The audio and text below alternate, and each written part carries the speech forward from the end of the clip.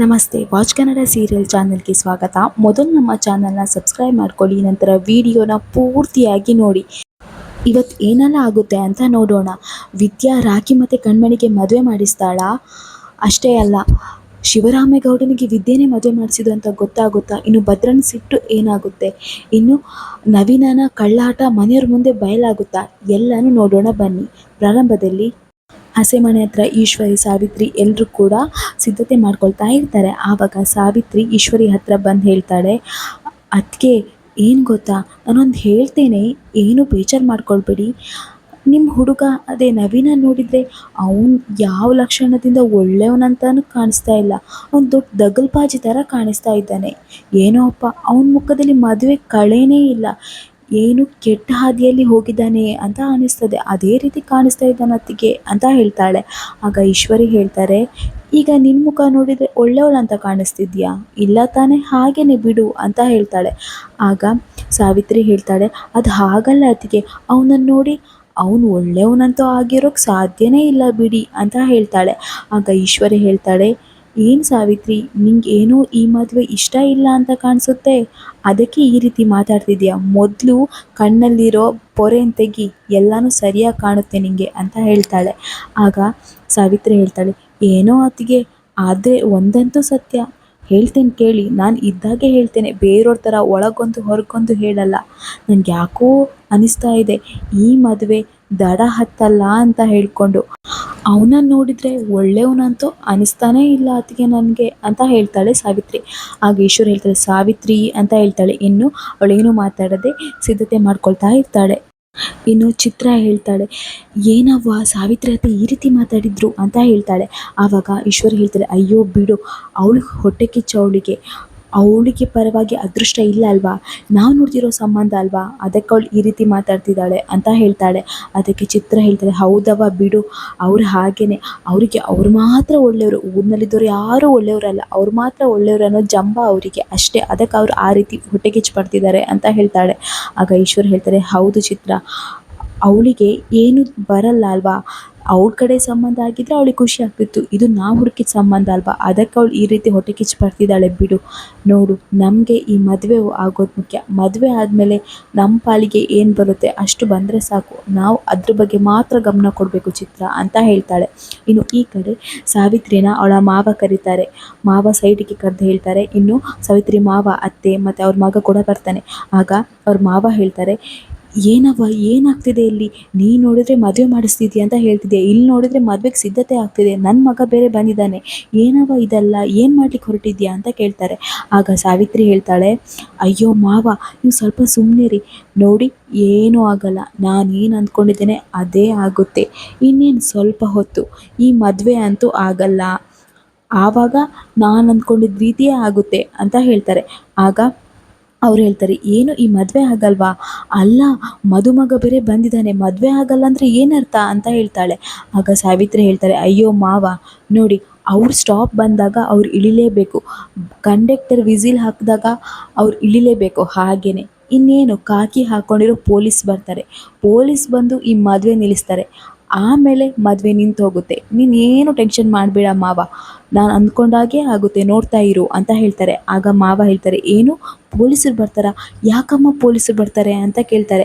ಆಗ ಸಾವಿತ್ರಿ ಹೇಳ್ತಾರೆ, ಅದೆಲ್ಲ ನಿಮಗೆ ಬೇಡ ಮಾವ, ಎಲ್ಲ ನಿಮಗೆ ಮತ್ತೇ ಗೊತ್ತಾಗುತ್ತೆ, ಇವಾಗ ನಾನು ಹೇಳ್ದಾಗ ಮಾಡಿ, ಇನ್ನೇನು ಸ್ವಲ್ಪ ಹೊತ್ತು ಮದುವೆ ನಿಂತೋಗುತ್ತೆ, ಆವಾಗ ನಿಮ್ಮ ಮಗ ಹೀರೋ ಥರ ಬಂದು ಕಣ್ಮಣಿನ ಮದುವೆ ಆಗಬೇಕು, ಆಗೋ ಥರ ನಾನು ಮಾಡ್ತೀನಿ, ನೀನು ಬಂದು ಒಪ್ಪಿಗೆ ಕೊಟ್ಟರೆ ಸಾಕು ಅಷ್ಟೇ, ಆವಾಗ ನಿಮ್ಮ ಮಗ ಅವ್ರ ಎದುರಿಗೆ ಹೀರೋ ಆಗ್ತಾನೆ, ನನಗೆ ಬರಬೇಕಾಗಿದ್ದು ನಂಗೆ ಬರುತ್ತೆ ಅಷ್ಟೇ ಅಂತ ಹೇಳ್ತಾರೆ.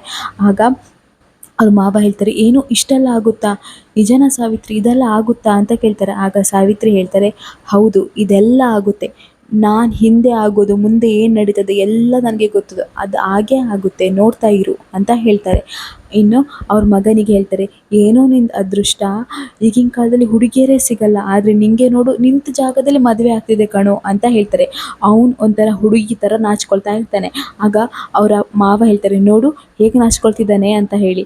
ಇನ್ನು ಸಾವಿತ್ರಿ ಹೇಳ್ತಾರೆ, ಹೋಗೋಣ ಅಲ್ಲಿ ಕೂತ್ಕೋ, ಇನ್ನೇನು ಸ್ವಲ್ಪ ಹೊತ್ತು ಪೊಲೀಸರು ಬಂದು ಮದುವೆ ನಿಲ್ಲಿಸ್ತಾರೆ, ಆವಾಗ ಎಲ್ಲರೂ ದುಃಖದಲ್ಲಿರ್ತಾರೆ, ಆವಾಗ ನಾನು ಬಂದು ಹೇಳ್ತೀನಿ, ಹೆದರಬೇಡಿ ಕಣ್ಮಣಿನ ನನ್ನ ಮಾವನ ಮಗ ಮದುವೆ ಆಗ್ತಾನಂತ ಹೇಳಿ, ಆಗ ನೀನು ಖುಷಿಯಿಂದ ಮದುವೆ ಆಗಲಿಕ್ಕೆ ಒಪ್ಕೊಳ್ಬೇಕು ಅಷ್ಟೇ, ಅಷ್ಟು ಮಾತ್ರ ಮಾಡು, ಮತ್ತೇನು ಮಾಡ್ಲಿಕ್ಕೆ ಹೋಗಬೇಡ ಅಂತ ಹೇಳ್ತಾರೆ. ಆಗ ಅವ್ರು ಹೇಳ್ತಾರೆ, ಆಯ್ತಮ್ಮ ನೀನು ಹೇಗೆ ಹೇಳ್ದಿ ಹಾಗೆಯೇ ಮಾಡ್ತೇನೆ ಅಂತ ಹೇಳ್ತಾರೆ. ಇನ್ನು ಮದುಮಗ ಹಸಿಮಣೆ ಹತ್ರ ಬರ್ತಾನೆ. ಇನ್ನು ಶಿವರಾಮೇಗೌಡ ಎಲ್ಲರೂ ತುಂಬ ಖುಷಿಯಾಗಿರ್ತಾರೆ. ಆದರೆ ಮೌನಂಗೆ ಮಾತ್ರ ಟೆನ್ಷನ್ ಆಗ್ತಿರ್ತಾರೆ, ಅಲ್ಲ ಕಲ್ಮಣಿ ಎಲ್ಲಿ ಹೋದ್ಲು, ಇಷ್ಟೊತ್ತಾದರೂ ಬರಲಿಲ್ಲ ಹೇಳ್ಕೊಂಡು ಟೆನ್ಷನ್ ಪಡ್ಕೊಳ್ತಾ ಇರ್ತಾಳೆ. ಇನ್ನು ಪುರೋಹಿತರು ಹೇಳ್ತಾರೆ, ಅಮ್ಮ ಮದುವೆ ಹೆಣ್ಣನ್ನು ಕರ್ಕೊಂಡು ಬನ್ನಿ ಅಮ್ಮ ಅಂತ ಹೇಳ್ತಾರೆ. ಆವಾಗ ಈಶ್ವರಿ ಮೌನನ ಹತ್ರ ಹೇಳ್ತಾಳೆ, ಅಕ್ಕ ಅಮ್ಮ ಕಣ್ಮಣಿನ ಕರ್ಕೊಂಡು ಬನ್ನಿ ಅಕ್ಕ ಅಂತ ಹೇಳ್ತಾಳೆ. ಆದರೆ ಮೌನ ಏನೂ ಮಾತಾಡ್ತಿರಲ್ಲ. ಆಗ ಈಶ್ವರಿ, ಅಕ್ಕ ನಿಮ್ಮನ್ನೇ ಹೇಳ್ತಿರ್ತು, ಕಣ್ಮಣಿ ರೂಮಲ್ಲಿ ಇದ್ದಾಳಲ್ಲ ಕರ್ಕೊಂಡು ಬನ್ನಿ ಅಂತ ಹೇಳ್ತಾಳೆ. ಇನ್ನು ಚಿತ್ರಾನ ಹೇಳ್ತಾಳೆ, ಚಿತ್ರ ಹೋಗು, ಕಣ್ಮಣಿ ರೂಮಲ್ಲಿ ಇರ್ತಾಳೆ ಕರ್ಕೊಂಡು ಬಾ ಅಂತ ಹೇಳ್ತಾಳೆ. ಆಗ ಮೌನ ಹೇಳ್ತಾಳೆ, ಅವಳು ರೂಮಲ್ಲಿ ಇಲ್ಲ, ರೂಮಲ್ಲಿ ಇದ್ದರೆ ತಾನೇ ಕರ್ಕೊಂಡು ಬರೋದು ಅಂತ ಹೇಳ್ತಾಳೆ. ಆಗ ಈಶ್ವರಿಗೆ ಚಿತ್ರಂಗೆ ತುಂಬಾ ಶಾಕ್ ಆಗುತ್ತೆ. ಆಗ ಈಶ್ವರಿ ಹೇಳ್ತಾಳೆ, ಏನು ಅಕ್ಕ ಏನು ಹೇಳ್ತಿದ್ದೀರಾ, ಕಣ್ಮಣಿ ರೂಮಲ್ಲಿ ಇಲ್ಲ ಅಂದರೆ ಏನರ್ಥ, ಅಂದರೆ ಅವಳಿನ್ನೂ ಬಂದಿಲ್ವಾ ಅಂತ ಹೇಳ್ತಾರೆ. ಆಗ ಮೌನ ಹೇಳ್ತಾಳೆ, ಅದು ಈಶ್ವರಿ ಏನಾಯ್ತು ಗೊತ್ತಾ ಅಂತ ಹೇಳಿ ವಿಷಯ ಆಗಿದ್ದೆಲ್ಲ ಹೇಳ್ತಾಳೆ. ಡೀಸೆಲ್ ಖಾಲಿಯಾಗಿದೆ ಅಂತ ರಾಕಿ ಹೇಳಿರೋದು, ನಂತರ ಡೀಸೆಲ್ ಹಾಕೊಂಡು ಬರ್ತಾನೆ, ನೀವು ಮುಂದೆ ಹೋಗಿ ಆಮೇಲೆ ನಾನು ಬರ್ತೇನೆ ಅಂತ ಹೇಳಿರೋದು, ಪ್ರತಿಯೊಂದು ಹೇಳ್ತಾರೆ. ಆಗ ಈಶ್ವರಿ ಹೇಳ್ತಾಳೆ, ಅಲ್ಲ ಅಕ್ಕ ನೀವು ಕಾಲ್ ಮಾಡಿದ್ರು ಅವರಿಗೆ ಅಂತ ಕೇಳ್ತಾರೆ. ಆಗ ಎರಡೂ ಫೋನ್ ಕೂಡ ಸ್ವಿಚ್ ಆಫ್ ಬರ್ತಿದೆ, ಕಣ್ಮಣಿ ಫೋನ್ ಸ್ವಿಚ್ ಆಫ್ ಬರ್ತಿದೆ, ರಾಖಿ ಫೋನ್ ಕೂಡ ಸ್ವಿಚ್ ಆಫ್ ಬರ್ತಿದೆ, ಅಷ್ಟೇ ಅಲ್ಲ ಗೋವಿಂದನ ಹತ್ರ ನೋಡ್ಕೊಂಡು ಬಾ ಅಂತ ಹೇಳಿದ್ದೇನೆ ಅಂತ ಹೇಳ್ತಾರೆ. ಅಷ್ಟರಲ್ಲಿ ಗೋವಿಂದ ಬರ್ತಾನೆ. ಗೋವಿಂದ ಬಂದಾಗ ಇವ್ರು 3 ಜನ ಗೋವಿಂದನ ಹತ್ರ ಹೋಗ್ತಾರೆ. ಅದನ್ನು ಶಿವರಾಮೇಗೌಡ ನೋಡ್ತಾನೆ. ಇನ್ನು ಗೋವಿಂದ ಹೇಳ್ತಾನೆ, ಅದಕ್ಕೆ ಏನಾಯ್ತಂದರೆ ಎಲ್ಲರ ಹತ್ರ ಕಾಲ್ ಮಾಡಿ ಕೇಳಿದೆ, ನಮ್ಮೂರಲ್ಲಿರೋದು 4 ಪೆಟ್ರೋಲ್ ಪಂಪ್, ಅವ್ರು ಅಲ್ಲಿಗೂ ಹೋಗಲಿಲ್ಲ ಅಂತೆ, ನಂಗೆ ಏನು ಮಾಡಬೇಕಂತಲೇ ಗೊತ್ತಾಗ್ತಿಲ್ಲ ಅಂತ ಹೇಳ್ತಾನೆ. ಆಗ ಮನೆಯವರೆಲ್ಲರಿಗೂ ಶಾಕ್ ಆಗುತ್ತೆ. ಇನ್ನು ಅಲ್ಲಿಗೆ ಶಿವರಾಮೇಗೌಡ ಬರ್ತಾನೆ. ಯಾಕೆ ನೀವು ಇಲ್ಲಿ ನಿಂತಿದ್ದೀರಾ, ಏನು ಮಾತಾಡ್ತಿದ್ರೆ, ಏನಾಯಿತು ಅಂತ ಹೇಳ್ತಾನೆ. ಆವಾಗ ಮೌನ ಹೇಳ್ತೀನಿ, ರೀ ಸ್ವಲ್ಪ ಮೆಲ್ಲ ಮಾತಾಡ್ರಿ ಅಂತ ಹೇಳ್ತಾಳೆ. ಆವಾಗ ಶಿವರಾಮೇಗೌಡ ಹೇಳ್ತಾನೆ, ಏನಾಯಿತು ಮೊದಲು ಅದನ್ನು ಹೇಳಿ ಅಂತ ಹೇಳ್ತಾರೆ. ಆಗ ಗೋವಿಂದ ಹೇಳ್ತಾನೆ, ಅಣ್ಣ ಅದೇನಂದರೆ ರಾಖಿ ಮತ್ತು ಕಣ್ಮಣಿ ಇನ್ನೂ ಬಂದಿಲ್ಲ, ಅಷ್ಟೇ ಅಲ್ಲ ನಮ್ಮ ಏರಿಯಾದಲ್ಲಿರುವ 4 ಪೆಟ್ರೋಲ್ ಪಂಪಲ್ಲೂ ಅವ್ರು ಬರಲಿಲ್ಲ ಅಂತ, ಅವ್ರನ್ನ ಯಾರೂ ನೋಡಲಿಲ್ಲ ಅಂತೆ, ನಮ್ಮ ಗಾಡಿ ಅಲ್ಲಿಗೆ ಹೋಗಲಿಲ್ಲ ಅಂತೆ ಅಂತ ಹೇಳ್ತಾನೆ. ಇನ್ನು ಬೇರೆ ಫೋನ್ ಬೇರೆ ಸ್ವಿಚ್ ಆಫ್ ಮಾಡಿದ್ದಾರೆ ಅಂತ ಹೇಳ್ತಾನೆ. ಆಗ ಶಿವರಾಮೇಗೌಡನಿಗೂ ಶಾಕ್ ಆಗುತ್ತೆ. ಇನ್ನೊಂದು ಹೇಳ್ತಾನೆ, ಅದಕ್ಕೇನು ಹೆದರಬೇಡಿ, ಇಲ್ಲೇ ಎಲ್ಲೋ ಗಾಡಿ ಹಾಳಾಗಿದೆ ಏನೋ ಅಂತ ಹೇಳ್ತಾನೆ. ಆವಾಗ ಗೋವಿಂದ ಹೇಳ್ತಾನೆ, ಅದಕ್ಕೆ ಅಣ್ಣ ನಮ್ಮ ಕಡೆಯವರನ್ನ ನಂಬಿಕಸ್ಥರನ್ನು ಹುಡುಕ್ಲಿಕ್ಕೆ ಕಳಿಸಿದ್ದೇನೆ ಅಂತ ಹೇಳ್ತಾನೆ. ಆಗ ಶಿವರಾಮೇಗೌಡ ಹೇಳ್ತಾನೆ, ಆಯಿತು ಆದಷ್ಟು ಬೇಗ ಹುಡುಕ್ಲಿಕ್ಕೆ ಹೇಳಿ ಅಂತ ಹೇಳ್ತಾರೆ. ಇನ್ನು ಈ ಕಡೆ ಚಂಪಾ ಅಜ್ಜಿ ಹತ್ರ ಬಂದು ಹೇಳ್ತಾಳೆ, ಅಮ್ಮಮ್ಮ ಏನು ಗೊತ್ತಾ, ರಾಖಿನೂ ಕಣ್ಮಣಿ ಅಕ್ಕನೂ ಬಂದಿಲ್ಲ, ಅವ್ರು ಎಲ್ಲಿಗೆ ಹೋಗಿದ್ದಾರೆ ಅಂತಲೇ ಗೊತ್ತಿಲ್ಲ ಅಂತ ಹೇಳ್ತಾರೆ.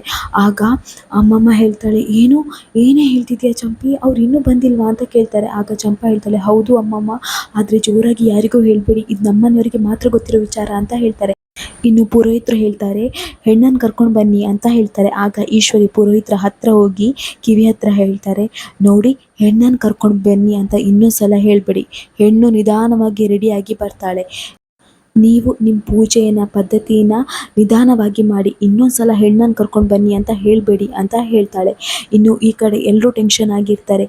ಇನ್ನು ಭದ್ರನು ಹುಡುಕ್ಲಿಕ್ಕೆ ಅಂತ ಹೋಗ್ತಾನೆ. ಇನ್ನು ಗೋವಿಂದನೂ ಹುಡುಕ್ಲಿಕ್ಕೆ ಕಾರಲ್ಲಿ ಹೋಗ್ತಾನೆ. ಇನ್ನು ಕಣ್ಮಣಿ ಮತ್ತು ರಾಖಿ ಕಾರಲ್ಲಿ ದೇವಸ್ಥಾನಕ್ಕೆ ಬರ್ತಾರೆ. ಅವ್ರ ಹಿಂದೆಯೇ ವಿದ್ಯಾ ಕೂಡ ಫಾಲೋ ಮಾಡ್ಕೊಂಡು ಬರ್ತಾರೆ.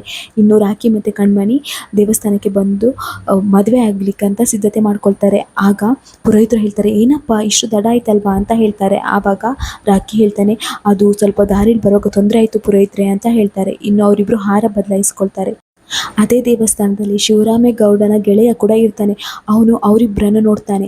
ಇನ್ನು ರಾಖಿ ತಾಳಿ ಕಟ್ಟಬೇಕಂತ ಹೇಳಿ ಹೋಗ್ತಾನೆ. ಆವಾಗ ವಿದ್ಯಾ ವ್ಯಂಗ್ಯವಾಗಿ, ಕಟ್ಟಿಯಣ್ಣ ತಾಳಿ ಕಟ್ಟಿಯಣ್ಣ ಅಂತ ಹೇಳ್ತಾರೆ. ಅದನ್ನು ಶಿವರಾಮೇಗೌಡ ಗೆಳೆಯ ನೋಡ್ತಾನೆ. ನೋಡಿ ಅದನ್ನು ತಪ್ಪು ತಿಳ್ಕೊಳ್ತಾನೆ. ಅವನು ಅಂದ್ಕೊಳ್ತಾನೆ, ವಿದ್ಯಾನೇ ಕಣ್ಮಣಿ ಮತ್ತು ರಾಖಿ ಮದುವೆ ಮಾಡಿಸ್ತಿದ್ದಾರೆ, ಅದಕ್ಕೆ ತಾಳಿ ಕಟ್ಟು ಅಂತ ಹೇಳ್ತಿದ್ದಾರೆ ಅಂತ ಹೇಳಿ ಅದನ್ನು ವಿಡಿಯೋ ಮಾಡಿಕೊಂಡು ಅಲ್ಲಿಂದ ಹೋಗ್ತಾನೆ. ಆದರೆ ಅವನಿಗೆ ನಿಜವಾದ ವಿಷಯ ಏನಂತ ಗೊತ್ತಿರೋದಿಲ್ಲ. ಇನ್ನು ವಿದ್ಯಾ ನೋಡಿ ಕಣ್ಮಣಿ ಮತ್ತು ರಾಖಿ ತುಂಬಾ ಶಾಕ್ ಆಗ್ತಾರೆ. ಆಗ ವಿದ್ಯಾ ಹೇಳ್ತಾಳೆ, ತಾಳಿ ಕಟ್ಟೋಣ, ಯಾಕೆ ಹಾಗೆ ನಿಲ್ಲಿಸಿದೆ, ತಾಳಿ ಕಟ್ಟು, ನಾನು ನಿಮಗೆ ಅಷ್ಟೆಲ್ಲ ಹೇಳಿದ್ರು ನನ್ನ ಮಾತೇ ಕೇಳಿಲ್ಲಲ್ವಾ, ಅಪ್ಪ ಅಮ್ಮನಿಗೆ ಕಣ್ಣೀರು ಹಾಕಿಸ್ಬೇಕಂತ ನೀವು ಈ ರೀತಿ ಮಾಡ್ತಿದ್ದೀರಲ್ಲ, ಅವರಿಗೆ ಗೊತ್ತಾಗದೆ ಅವರ ಮರ್ಯಾದೆ ಮಾನ ತೆಗಿಲಿಕ್ಕೆ ನೀವು ಇಲ್ಲಿಗೆ ಬಂದಿದ್ದೀರಲ್ಲ ಹೇಳ್ಕೊಂಡು ಬಾಯಿಗೆ ಬಂದಾಗೆ ಬೈತಾಳೆ. ಆವಾಗ ಅದು ಅತ್ತಿಗೆ ನನಗೆ ಇವನನ್ನು ಬಿಟ್ಟು ಬೇರೆ ಯಾರನ್ನೂ ಮದುವೆ ಆಗ್ಲಿಕ್ಕೆ ಇಷ್ಟ ಇಲ್ಲ ಅತ್ತಿಗೆ, ನಾನು ನಿಮಗೆ ಹೇಳಿದ್ದೇನಲ್ವಾ ಅಂತ ಹೇಳ್ತಾರೆ. ಇನ್ನು ಮುಂದೆ ಏನಾಗುತ್ತೆ, ವಿದ್ಯಾನೇ ರಾಖಿ ಮತ್ತು ಕಣ್ಮಣಿಗೆ ಮದುವೆ ಮಾಡಿಸಿದ್ರು ಅಂತ ಶಿವರಾಮೇಗೌಡರು, ಭದ್ರ ಮನೆಯವರು ಎಲ್ಲರೂ ಕೂಡ ತಪ್ಪು ತಿಳ್ಕೊಳ್ತಾರೆ. ವಿದ್ಯನ ಮೇಲೆ ಕೋಪ ಮಾಡ್ಕೊಳ್ತಾರೆ. ವಿದ್ಯೆ ಮತ್ತು ಭದ್ರನ ಸಂಬಂಧ ಇನ್ನಷ್ಟು ಹಾಳಾಗುತ್ತಾ, ರಾಖಿನ ಶಿವರಾಮೇಗೌಡ ಬಿಡ್ತಾನ, ಏನಾಗುತ್ತೆ ಎಲ್ಲನೂ ನಾಳೆ ವಿಡಿಯೋದಲ್ಲಿ ನೋಡೋಣ. ಈ ವಿಡಿಯೋ ಇಲ್ಲಿಗೆ ಮುಗಿಯುತ್ತೆ. ನಮ್ಮ ವಾಚ್ ಕನ್ನಡ ಸೀರಿಯಲ್ ಚಾನಲ್ನ ದಯಮಾಡಿ ಸಬ್ಸ್ಕ್ರೈಬ್ ಮಾಡ್ಕೊಳ್ಳಿ. ನಿಮ್ಮ ಬೆಂಬಲ ಸದಾ ನಮ್ಮ ಮೇಲೆ ಹೀಗೆ ಇರಲಿ.